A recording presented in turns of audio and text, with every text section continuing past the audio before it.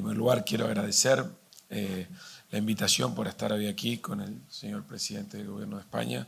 Para mí es un honor poder compartir con él esta instancia.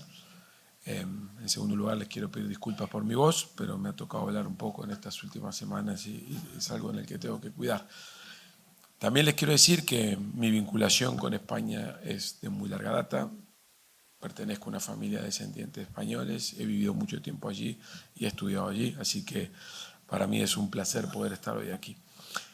Yo tenía preparado una serie de cosas para decir, pero todas las cosas que han dicho, de alguna manera, si yo agregara lo que tenía previsto, voy a ser redundante, así que voy a improvisar un poco. Lo primero que quiero decir es que estamos muy contentos de poder tener una instancia de este tipo, porque la mancomunión de los países, de las comunidades, pero sobre todo del tejido empresarial es muy relevante para un país pequeño y abierto al mundo como es Uruguay. Uruguay desde hace muchos años, desde hace más de 50 años, mantiene políticas estables en el sentido de ser una economía abierta, atractiva para la inversión, que preserva los derechos y las garantías de quienes arriesgan a invertir en Uruguay, con estabilidad política, con estabilidad institucional, con estabilidad jurídica, y eso constituye para nosotros un sentido de orgullo, un sentido de mucho orgullo. Y cuando digo para nosotros, me refiero a todos los uruguayos, no al gobierno actual que yo integro, sino a todos los gobiernos desde la recuperación democrática. Eso constituye una seña de identidad para nosotros. Como ayer hablaba con el señor representante de SACIR, al mismo tiempo Uruguay tiene muchas cosas para mejorar. Nosotros no somos el país más rápido del mundo, eso es verdad.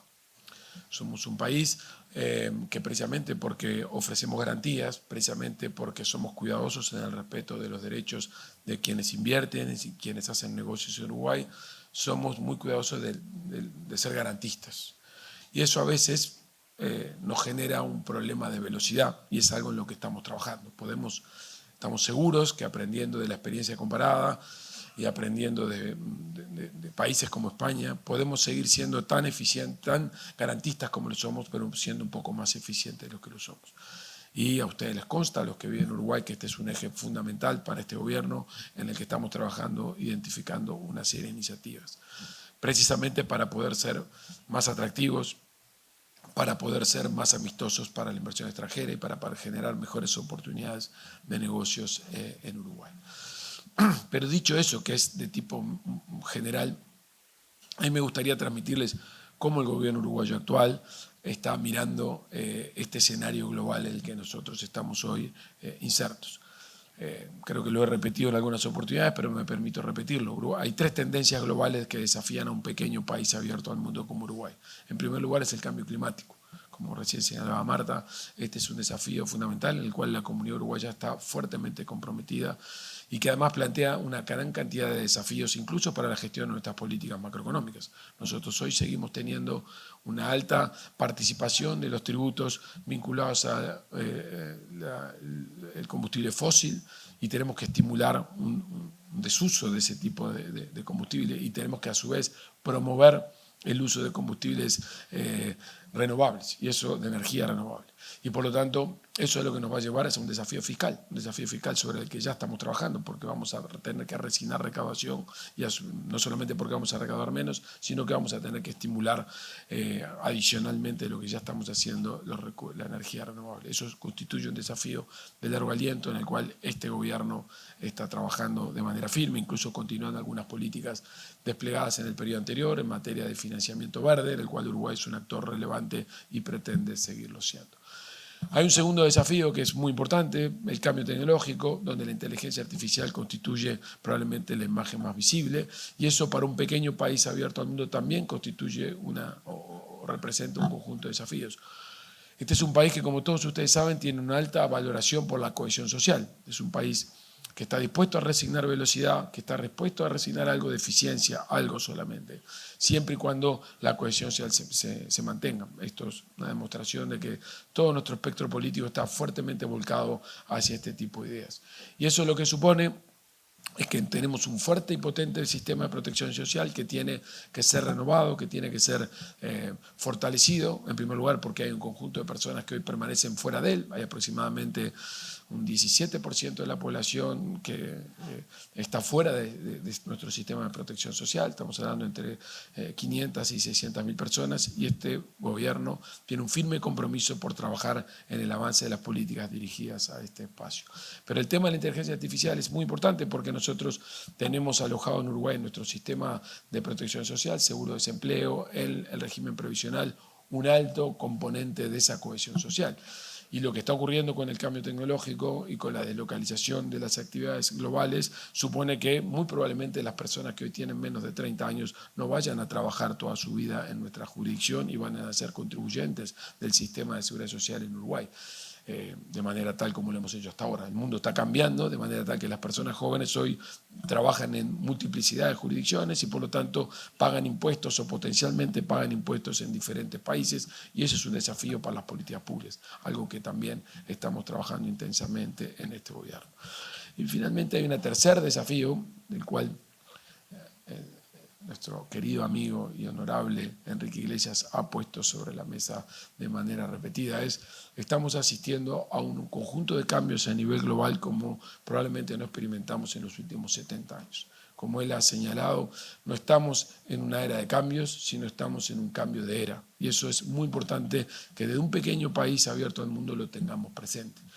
La regla de juego del multilateralismo, la regla de juego de la cooperación internacional están fuertemente cuestionadas y controvertidas, pero no por dirigentes políticos que casualmente han sido elegidos, sino en opinión mía en particular, pero creo que don Enrique esto lo comparte, es porque las clases medias de muchos países del mundo occidental están fuertemente desconformes y disgustadas con el proceso, la forma que el proceso de globalización tuvo lugar en los últimos 30 o 40 años.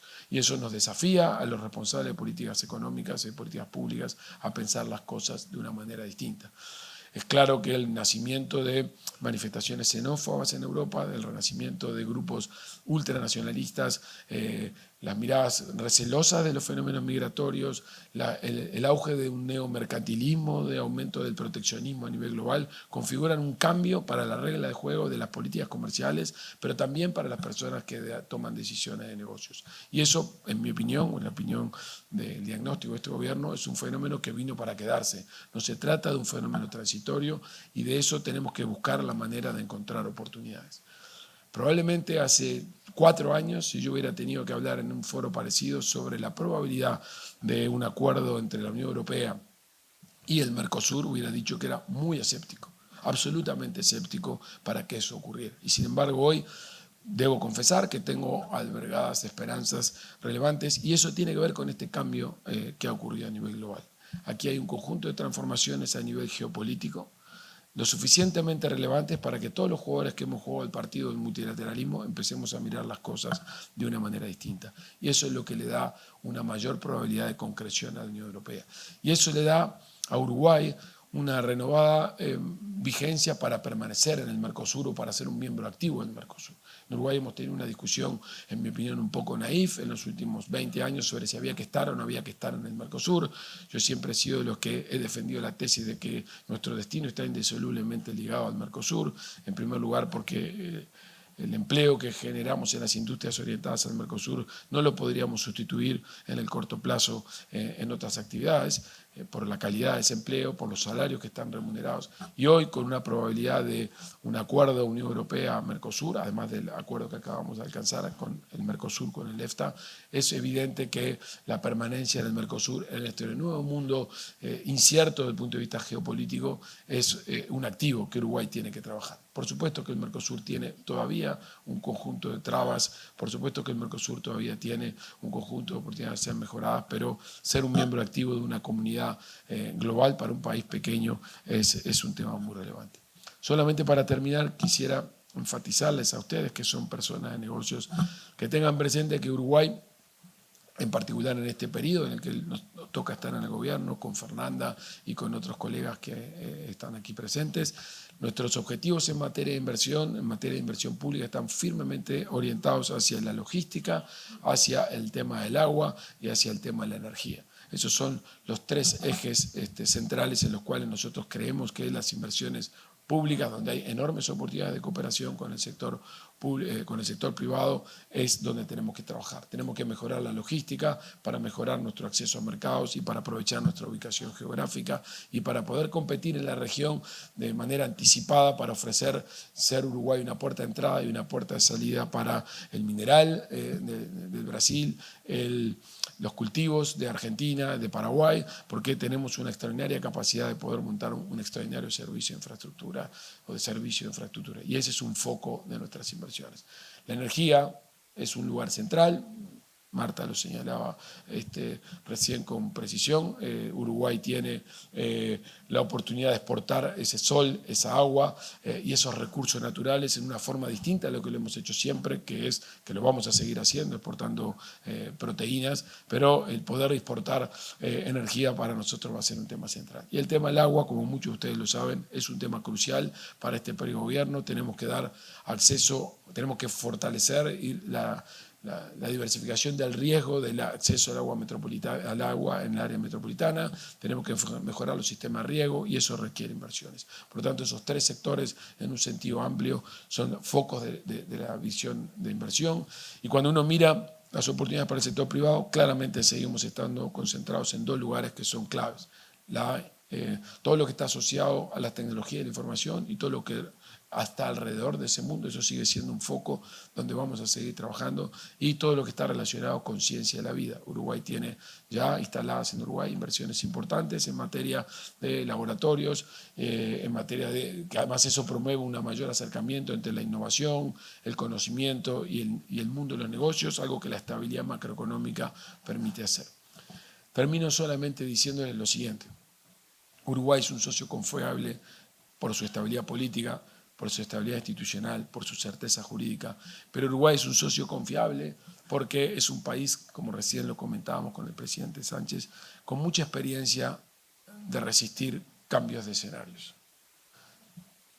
Si ustedes piensan un segundo en lo que Uruguay ha vivido desde el punto de vista macroeconómico en los últimos 40 años, en términos de shocks financieros externos, shocks de precios, cambios de precios relativos abruptos, y cómo los hemos gestionado, aún en las dificultades como fue la crisis del 2002, Uruguay es un extraordinario ejemplo de cómo resistir o de nuestra capacidad de resiliencia. El presidente del Banco Central, mi colega y amigo Guillermo Tolosa, en una reunión reciente en el Fondo Monetario Internacional, en los Spring Meetings, planteaba esta tesis.